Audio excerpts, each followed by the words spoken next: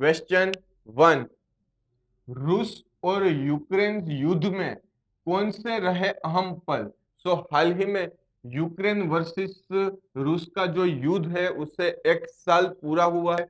यहाँ पे हम पूरा घटनाक्रम यहाँ पे देख लेते हैं। पहले पुतिन ने, प्रेसिडेंट ऑफ रसिया, पहले रसिया के राष्ट्रपति पुतिन ने 24 फरवरी 2022 को 24 फरवरी 2022 को यूक्रेन पर हमला करने का ऐलान किया और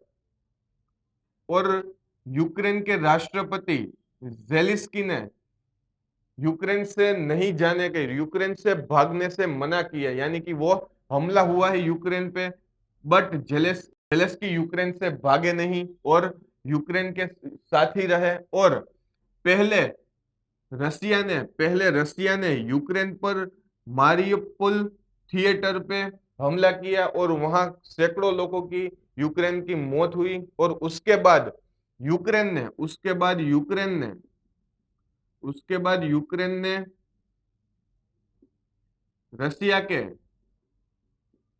रसियाई सोल्जर के दो सैन्य स्तंभ ध्वज को यहाँ पे नष्ट किया। और सितंबर में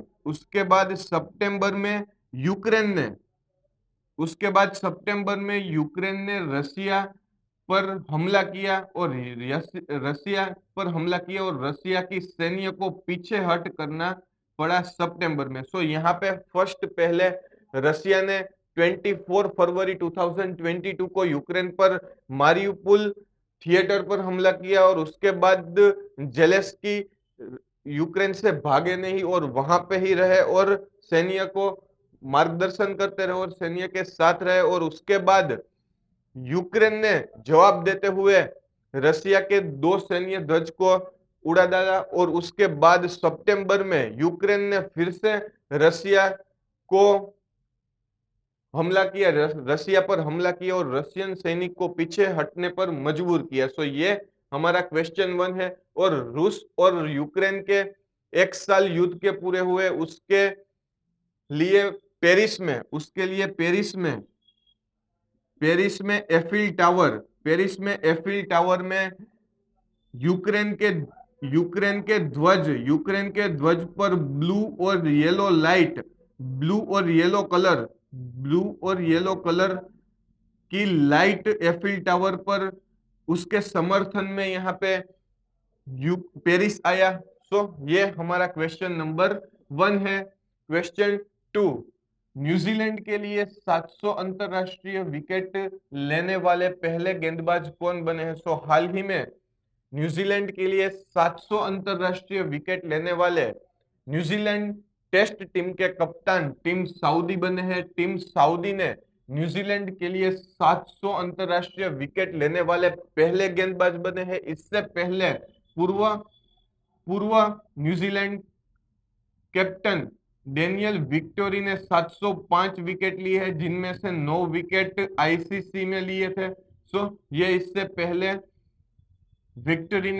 पूर्व न्यूजीलैंड कैप्टन विक्टोरी ने ये 705 विकेट लिए थे, जिसमें से 9 विकेट आईसीसी में लिए थे।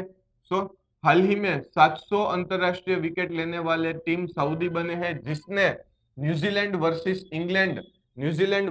इंग्लैंड में पहली पारी में इंग्लैंड के बैट्समैन बेन डकेट को आउट करते ही ये 700 अंतरराष्ट्रीय विकेट लेने वाले पहले गेंदबाज बने हैं। ये हमारा क्वेश्चन नंबर 2 है। क्वेश्चन 3, इतिहास में पहली बार क्रिकेट महिला विश्व कप के फाइनल में पहुंची कौन सी टीम? हाल ही में वुमेन्स T20 वर्ल्ड कप 2023 में साउथ अफ्रीका पहली बार फाइनल में पहुंची है। और हाल ही में साउथ अफ्रीका वीएस इंग्लैंड का सेकंड सेमीफाइनल था, जिसमें साउथ अफ्रीका इंग्लैंड से जीत गया और फाइनल में पहुंच गया। और फाइनल में 7 बार फाइनल में पहुंची ऑस्ट्रेलियाई टीम, 7 बार फाइनल में पहुंची ऑस्ट्रेलियाई टीम के साथ उसका मुकाबला है फाइनल में। फाइनल में साउथ अफ्रीका वीएस ऑस्ट्रेलिया का मुकाबला रहेगा। सो ये हमारा क्वेश्चन नंबर 3 है। क्वेश्चन 4, हाल ही में किस राज्य के पूर्व सीएम ने की सक्रिय राजनीति से संन्यास लेने की घोषणा? सो हाल ही में पूर्व सीएम, पूर्व पूर्व कर्नाटक के सीएम, कर्नाटका के पूर्व CM BS Yediyurappa, BS Yediyurappa ने हाल ही में सक्रिय राजनीति से संन्यास लेने की घोषणा की है। वो पूर्व सीएम रह चुके हैं, 19वें पूर्व सीएम रह चुके हैं कर्नाटक के, और वो बीजेपी सांसद से जुड़े हुए, बीजेपी पार्टी से जुड़े हुए हैं। और बीएस येदियुरप्पा ने अपनी फेयरवेल स्पीच में यह कहा था कि मैं मरते दम तक, यानी कि अंतिम सांस तक बीजेपी के साथ काम करता रहूंगा, बीजेपी के साथ जुड़ा रहूंगा। और वो वो 19वें कर्नाटक के सीएम थे और मेंबर ऑफ लेजिस्लेटिव असेंबली में भी काम कर चुके हैं। और हाल ही में 79 ईयर्स की उम्र में 79 ईयर्स की उम्र में बीएस येदियुरप्पा ने सक्रिय राजनीति से संन्यास लेने की घोषणा की है।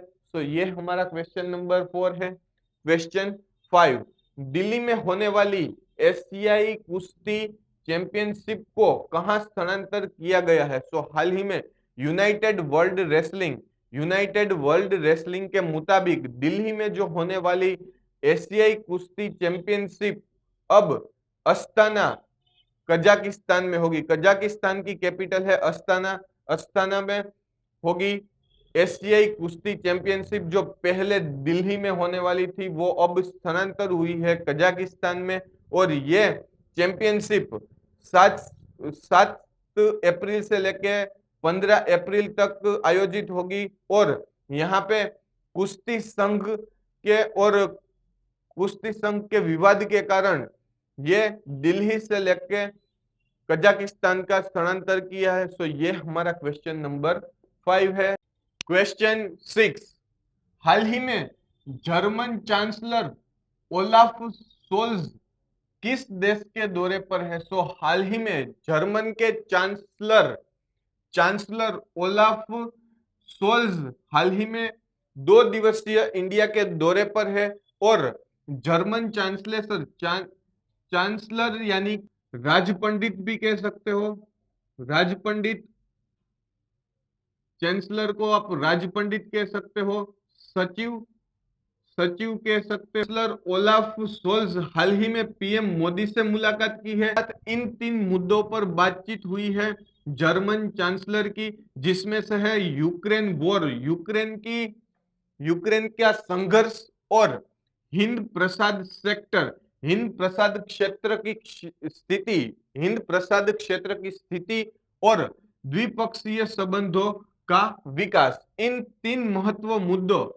तीन महत्व मुद्दे पर पीएम मोदी के साथ जर्मन चांसलर की बात हुई है। और जर्मन चांसलर ओलाफ सोल्ज दिसंबर 2021 में चांसलर बनने के बाद जर्मन के ये पहला दौरा है भारत का। सो ये हमारा क्वेश्चन नंबर 6 है। क्वेश्चन 7, कौन है अजय बांगा जिन्हें अमेरिकी राष्ट्रपति ने वर्ल्ड बैंक का प्रमुख पद के लिए नामांकित किया है? सो हाल ही में अमेरिकी प्रेसिडेंट जो बाइडेन ने अजय बांगा को वर्ल्ड बैंक का प्रमुख नियुक्त किया है। और अजय बांगा पूर्व सीईओ रह चुके हैं मास्टर कार्ड के पूर्व सीईओ रह चुके हैं। और अजय बांगा ने Saint Stephen college of Delhi में से बीए किया है। और IIM Indian Institute of Management Ahmedabad से एमबीए किया है। ये एजुकेशनल क्वालिफिकेशन है अजय बांगा की। और वो करंट वाइस प्रेसिडेंट है जनरल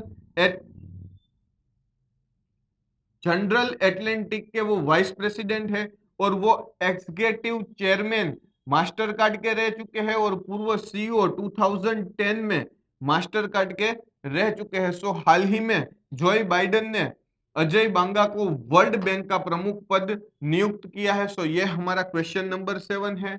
क्वेश्चन 8, गुजरात के बजट 2023-24 की प्रमुख बातें क्या है। सो यहाँ पे हाल ही में गुजरात के वित्त मंत्री ने Kanubhai Desai, minister of finance, हाल ही में minister of finance Kanubhai Desai ने गुजरात का बजट 23-24 301 लाख करोड़ का बजट पेश किया है। 301 लाख करोड़ का बजट पेश किया है minister of finance Kanubhai Desai ने गुजरात का 23-24 का। और इनमें यहाँ पे मोस्ट इंपोर्टेंट 3 डेवलपमेंट्स पर यहाँ पे इस बजट का ध्यान केंद्रित करती है, जो कि है reconstruction of bridge. Reconstruction of bridge के लिए यहाँ पे 550 करोड़ 550 करोड़ 550 करोड़ यहाँ पे दिए गए हैं।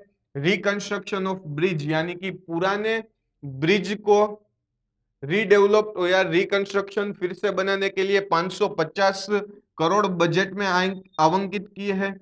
और 5 national highway high speed corridor develop करने के लिए यहाँ पे 1500 करोड़ सरकार ने इस बजट में मेंशन किए हैं। और थर्ड यहाँ पे है नर्मदा परियोजना। नर्मदा परियोजना के लिए 5,950 करोड़ 5,950 करोड़ बजट में मेंशन की है। सो यहाँ पे गुजरात का बजट यहाँ पे रिकंस्ट्रक्शन, परियोजना और नेशनल हाईवे के डेवलपमेंट पर ध्यान केंद्रित करता है। सो ये हमारा क्वेश्चन नंबर 8 है।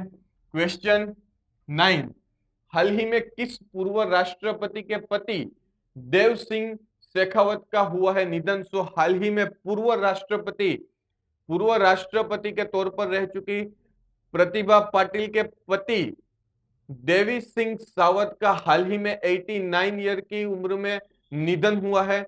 और Devi Singh Shekhawat Indian National Congress party से जुड़े हुए थे और 1980 से लेकर 1990 तक वो महाराष्ट्र के अमरावती से विधायक भी रह चुके हैं। सो हाल ही में प्रतिभा पाटिल जो पूर्व राष्ट्रपति थी हमारी, उसके पति देवी सिंह शेखावत का हाल ही में 89 ईयर की उम्र में निधन हुआ है। सो ये हमारा क्वेश्चन नंबर 9 है। क्वेश्चन 10, हाल ही में टॉप 25 सूची में से कौन बाहर हुआ है। सो हाल ही में गौतम अदानी दुनिया के टॉप 25 की लिस्ट में से बाहर हुए हैं। हाल ही में ब्लूमबर्ग रिपोर्ट के अनुसार, ब्लूमबर्ग मिलियनर इंडेक्स रिपोर्ट के मुताबिक हाल ही में गौतम अदानी 26 और 29 के स्थान पर है। टॉप 25 से वो बाहर हो चुके हैं और करंट नेटवर्थ यहाँ पे गौतम अदानी की है 42.2 बिलियन नेटवर्थ गौतम अदानी की है और वो टॉप 25 सूची में से बाहर हो गए हैं। सो ये हमारा क्वेश्चन नंबर